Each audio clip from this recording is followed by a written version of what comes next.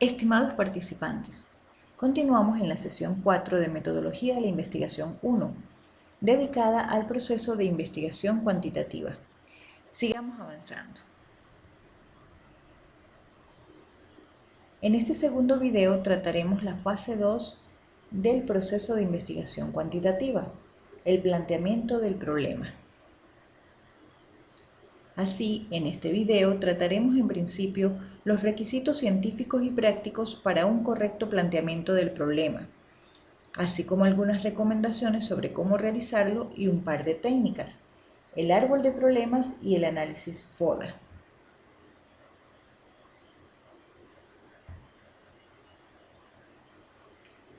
El planteamiento del problema incluye básicamente 5 aspectos: las interrogantes de la investigación, que representan el qué de la investigación; los objetivos, que señalan a lo que se aspira en la investigación y deben expresarse con claridad, pues son las guías de estudio; la justificación, que indica el porqué de la investigación exponiendo sus razones y demuestra que el estudio es necesario e importante; la viabilidad, que se corresponde con preguntar de manera realista: ¿es posible llevar a cabo esta investigación?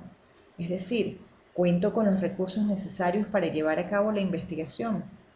Y finalmente, la evaluación de las deficiencias en el conocimiento del problema. A continuación, veremos en detalle los principales aspectos de cada uno de estos elementos.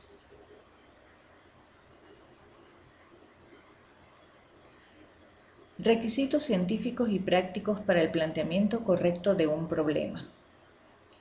Según Velázquez, un problema de investigación se considera adecuadamente planteado cuando presenta los siguientes requisitos o características.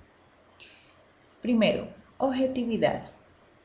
Todo problema de investigación debe responder a problemas reales de la sociedad, de la naturaleza o del pensamiento. La solución del problema debe traer como resultado la aparición de un conocimiento nuevo, en el caso de un problema científico, o nuevas tecnologías, procedimientos, productos, entre otros. 2. Precisión. El problema no puede ser vago o difuso. Debe definir claramente su aspecto central. ¿Qué es lo que se pretende? ¿A qué resultado concreto se aspira a llegar? 3. Generalidad. Debe referirse a un conjunto de objetos y fenómenos a los cuales se les da una explicación válida. 4. Contrastabilidad empírica. Los términos empleados deben permitir derivar las hipótesis y variables adecuadas. 5. Formulación adecuada. El problema debe ser formulado con claridad utilizando el sistema de categorías y conceptos de la ciencia en cuestión. Y 6. Soluble, de acuerdo al grado de desarrollo de la ciencia y los recursos que se dispone. Debe existir condiciones mínimas para la solución del problema antes de comenzar la investigación. Entonces, es muy recomendable tomar en cuenta estos requerimientos al momento de plantear tu problema de investigación.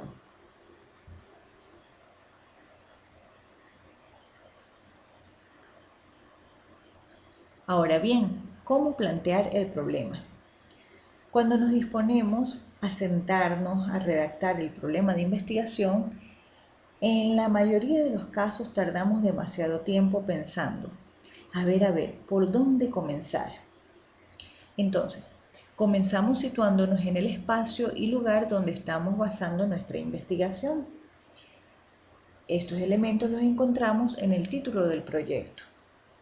Luego, procedemos a describir de forma clara y concisa la situación actual del problema detectado, las dificultades o discrepancias entre lo que es decir, la situación actual, y lo que debe ser, es decir, la propuesta del investigador, y las posibles consecuencias de mantenerse la situación actual. Ahora bien, una vez que hemos revisado estos planteamientos, es preciso preguntarnos, ¿cómo podemos organizar nuestras ideas? Bueno, pues existen varias técnicas que pueden ayudarnos en la organización de las ideas. Sin embargo, aquí vamos a tratar lo que es el árbol de problemas.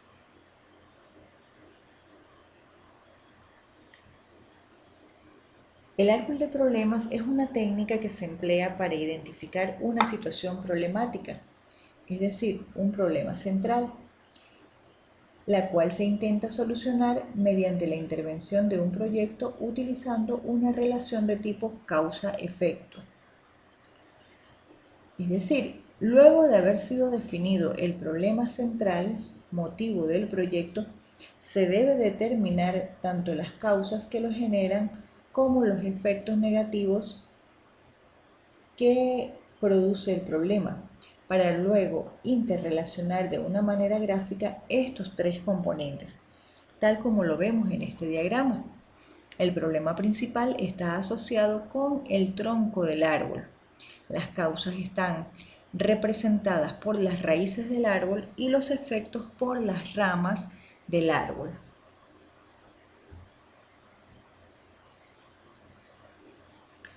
¿Cómo construir el árbol de problemas? Se debe configurar un esquema de causa-efecto siguiendo los pasos mostrados a continuación. Primero, identificación del problema central, que es el tronco del árbol, entre los problemas considerados importantes. El segundo paso es realizar la exploración y verificación de los efectos y consecuencias, es decir, la copa del árbol del problema central, que es el tronco del árbol. Los efectos son una secuencia de lo que se identifica como causado por el problema central. Ellos van desde lo más inmediato o directamente relacionado con el problema central hasta niveles más generales de efectos. En otras palabras, estaríamos hablando de efectos primarios, efectos secundarios, efectos terciarios, etc.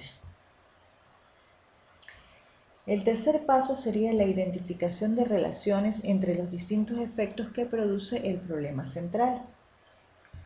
Luego nos vamos a las causas.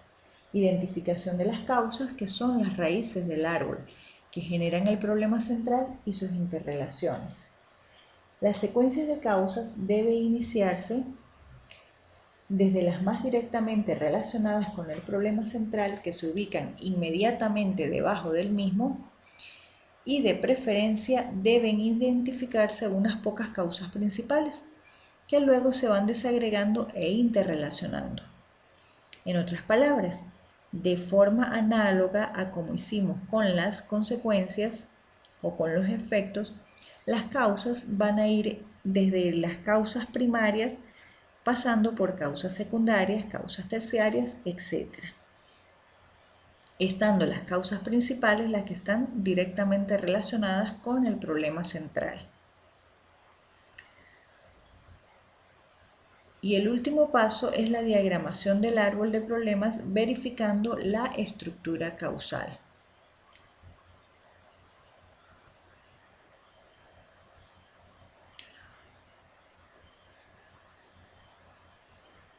Entre las ventajas que presenta utilizar esta técnica tenemos las siguientes.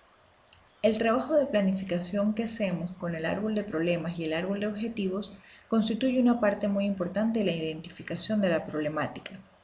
La importancia de utilizar el árbol de problemas en conjunto con otras herramientas reside en que permite obtener datos significativos para caracterizar el problema, determinar cuáles son las causas y efectos y elaborar los objetivos del proyecto.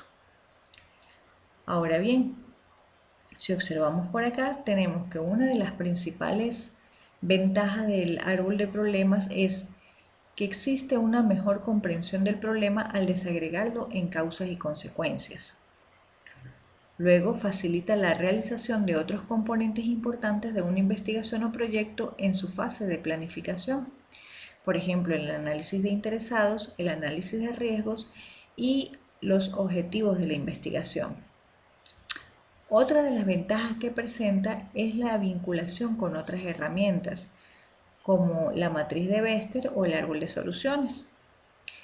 Y mejora el análisis, ya que nos permite desglosar el problema, las causas y sus efectos, lo cual evidentemente corrobora el mejoramiento del análisis de cada uno de estos elementos.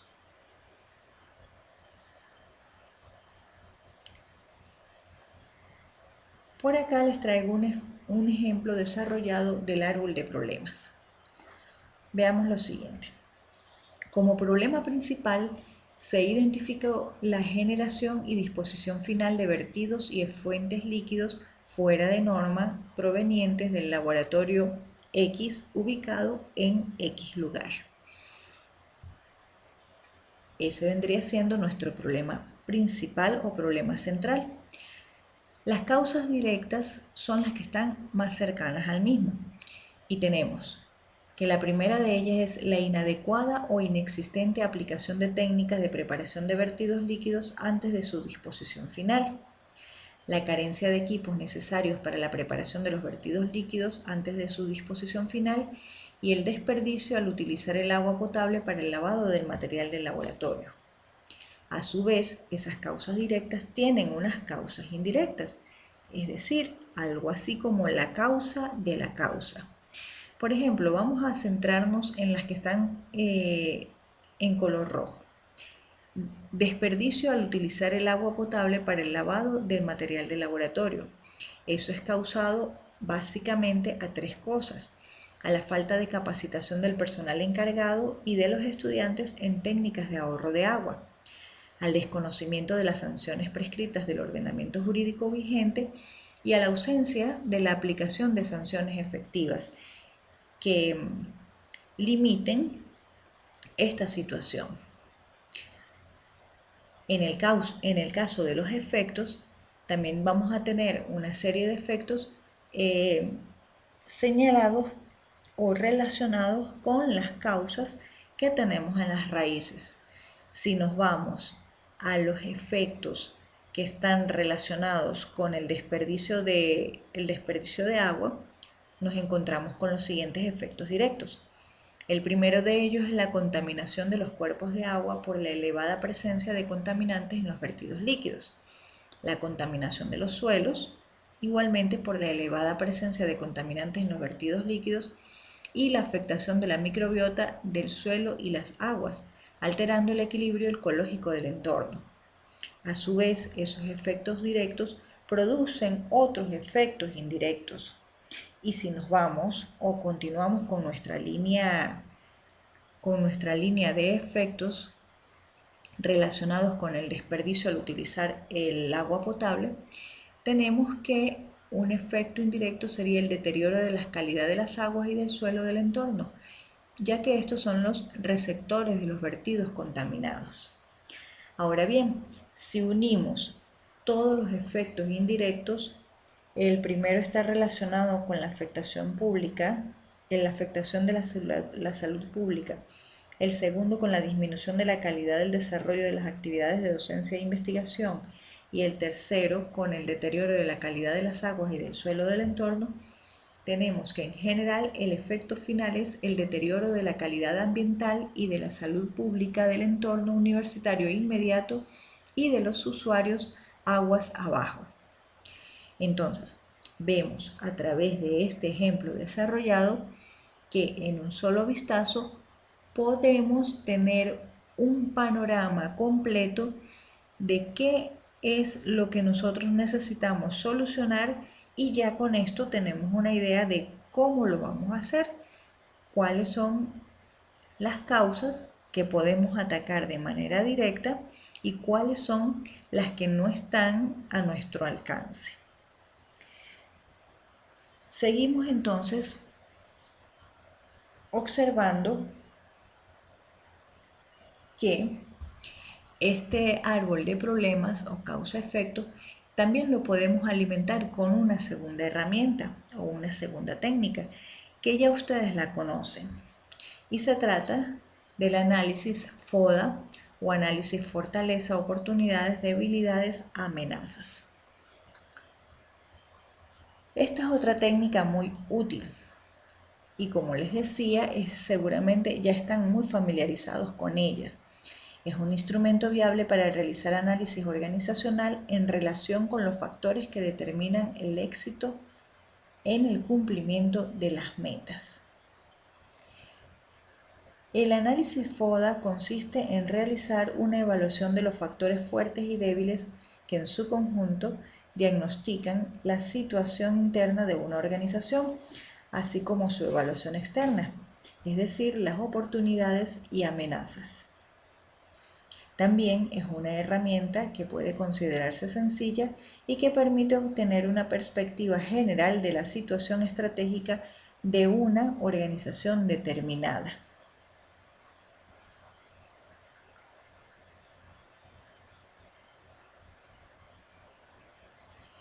Este análisis FODA está conformado entonces por 4 elementos. La F de fortalezas, que son los recursos considerados valiosos y la misma capacidad competitiva de la organización como un logro que brinda esta o una situación favorable en el medio social.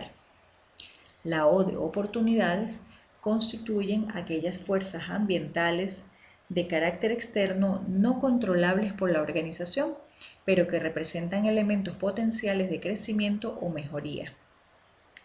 La D, que representa las debilidades, es el factor que hace vulnerable a la organización o simplemente una actividad de la empresa o que la empresa realiza en forma deficiente, lo que la coloca en una situación débil. Y la A de amenazas representan las fuerzas o aspectos negativos y problemas potenciales.